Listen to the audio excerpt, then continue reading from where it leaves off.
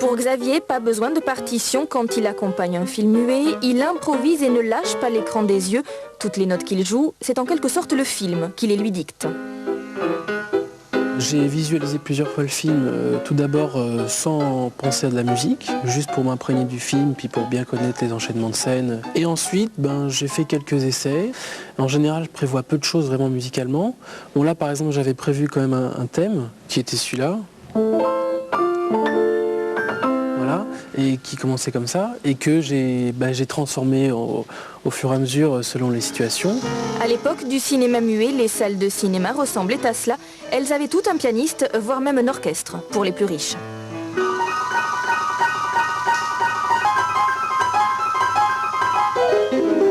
Elle peut appuyer le sens du film, elle peut aussi faire sentir la psychologie des personnages un peu plus, ou faire sentir des choses à l'avance, donc c'est très important pour appuyer le rythme du film.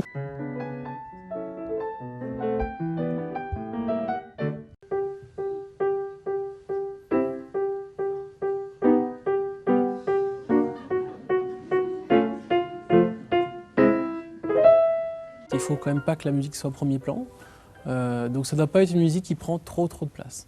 Évidemment, quand il y a des courses-poursuites, il faut que ça fonctionne au niveau rythmique, par exemple.